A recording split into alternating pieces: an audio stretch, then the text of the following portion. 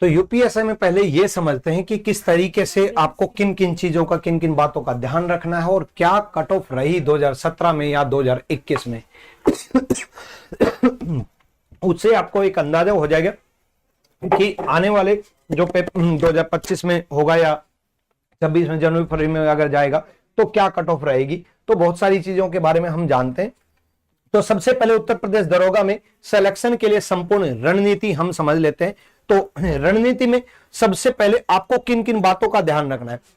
सबसे पहले जो कि रिटन एग्जाम, जो कि आपका लिखित परीक्षा होगी, उसके बाद शारीरिक परीक्षा रहेंगी और शारीरिक मानक परीक्षा रहेगी। अब ये दक्षता और मानक परीक्षा में फर्क क्या है।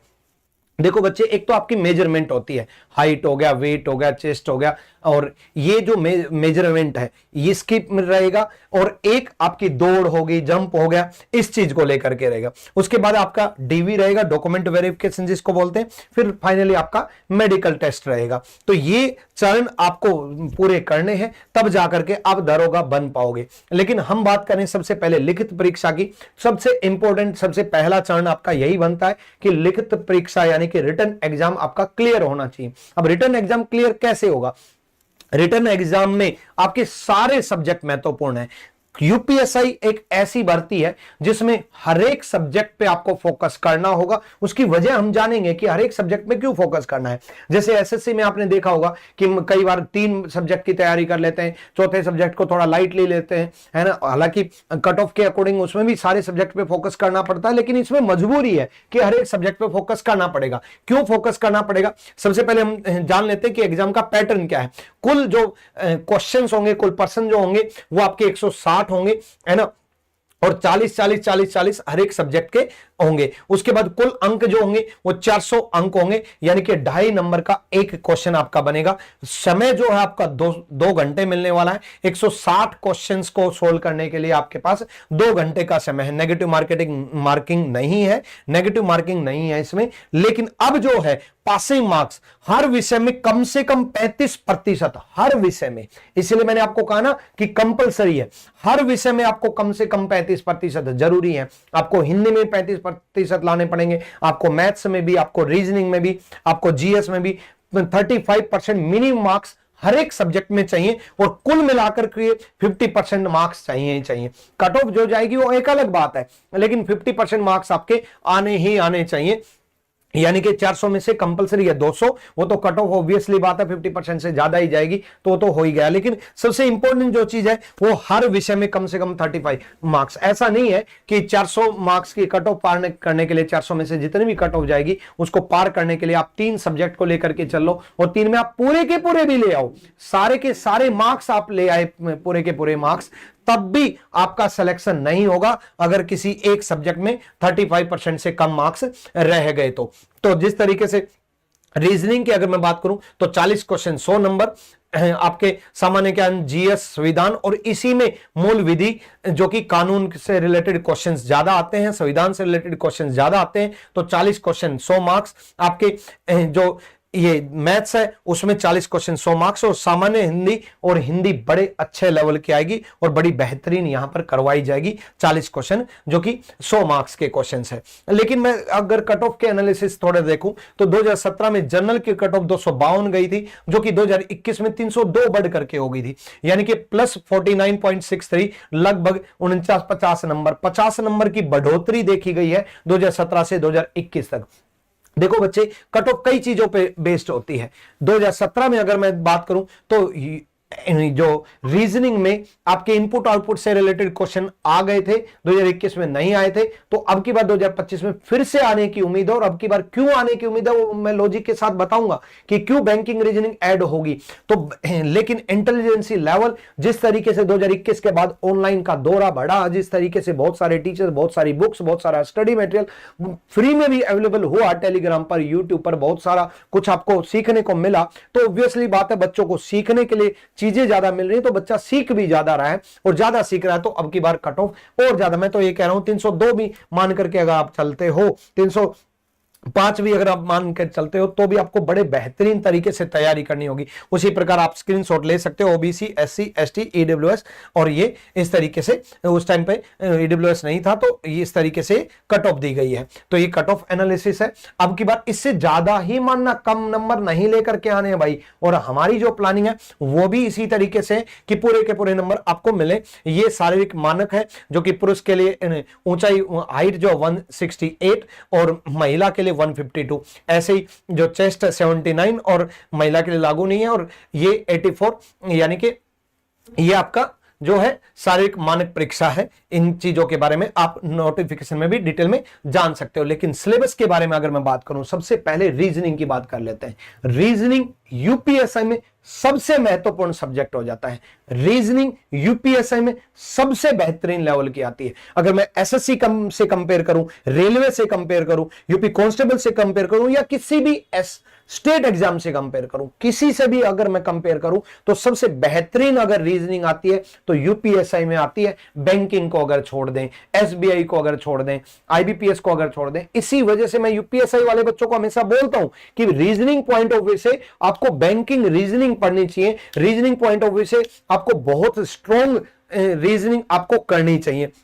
तो इस तरीके से रीजनिंग का सिलेबस अगर मैं बात करूं तो कंप्लीट रीजनिंग आपको करवाई जाएगी। बिल्कुल हिंदी मीडियम, इंग्लिश मीडियम दोनों में समझाऊंगा। मुझे पता है हो सकता है आपकी इंग्लिश बहुत ज्यादा कमजोर हो, तो मैं आपको रीजनिंग इसी तरीके से कराऊंगा कि प्योर हिंदी मीडियम, कभी इंग्लिश का ABCD भी नहीं जाते तो भी आप रीजनिंग को बहुत अच्छे से सीख सकते हो। ये सारे टॉपिक हैं जिनमें पूरे के पूरे मार्क्स की गारंटी है, और दावा और वादा कर रहा हूं कि जो मैं पढ़ाऊं सिर्फ उतना पढ़ चलना, सिर्फ जो मैं करवाऊं उतना कर चलना। उसी से इन चैप्टर में स्क्रीनशॉट ले लो, इन चैप्टर में आपके पूरे के पूरे मार्क्स आएंगे। उसके बाद जिनमें आपके पूरे के पूरे मार्क्स आने वाले हैं, ये टॉपिक है, ये टॉपिक तो है, उनके साथ साथ ये टॉपिक है। बट इन टॉपिक में मैं सिटिंग अरेंजमेंट को बहुत हाई लेवल तक लेकर के चलूंगा, कोडिंग डिकोडिंग को बहुत हाई लेवल तक लेकर के चलूंगा, क्योंकि ये चैप्टर्स बहुत अच्छे लेवल के पूछे जाते हैं। इस वजह से इन चैप्टर में अच्छे लेवल की आपको सीखनी भी पड़ेगी। सिटिंग अरेंजमेंट में रिलेशन के साथ भी सिटिंग अरेंजमेंट हम सीखने वाले हैं। उसके साथ जिनमें आपको ज्यादा प्रैक्टिस करनी है। देखो हर एक लिस्ट अलग तरीके से बनाई है, ये वो है जिनमें आपके पूरे मार्क्स आने वाले हैं। ठीक है, जितना पढ़ाऊं बस उतना पढ़ लेना, जितना कराऊं बस उतना कर लेना, क्लास नोट से ही रिवाइज कर लेना, क्लास नोट से बाहर नहीं आएगा। लेकिन ऐसा नहीं है कि हर एक टॉपिक में क्लास नोट से ही आ जाए, उसके बाद आपको प्रैक्टिस ज्यादा भी करनी है। तो ये एनालिटिकल रीजनिंग जो कि मैं आपको बैंकिंग रीजनिंग की बात कर रहा था, कथन अवधारणाएं, कथन तर्क वितरक, कारण और प्रभाव, कथन और निष्कर्ष, कोर्स ऑफ एक्शन यानी कि निर्णय लेना, है ना, डाटा पर्याप्त है अपर्याप्त है, डिसीजन मेकिंग निर्णय लेना, पजल, इनपुट आउटपुट, ये रीजनिंग बहुत अच्छे लेवल की पहले भी पूछी जा चुकी है और अभी भी बहुत अच्छे लेवल की पूछी जाएगी। तो बैच में चैप्टर तो कराऊंगा ही, इस बैच में कुछ स्पेशल और भी कराने वाला हूं। क्या अलग से कराने वाला हूं वो भी मैं आपको बताऊंगा। ये सारे के सारे तो चैप्टर मैं आपको कराऊंगा ही। ठीक है, अब इन चैप्टर के साथ साथ आपको क्या करना है, ये जो क्लास नोट्स रिवाइज करने, जिनमें मैं प्रैक्टिस ज्यादा बोल रहा हूं उनमें मैं जो प्रैक्टिस सीट स्पेशली ऑर्गेनाइज होंगी वो यूपीएसआई को टारगेट करते हुए उन प्रैक्टिस सीट को बहुत अच्छे से सोल्व कर लेना। उसके साथ साथ 10 मॉक टेस्ट भी मैं आपको इस बैच के अंदर ही प्रोवाइड करने वाला हूं।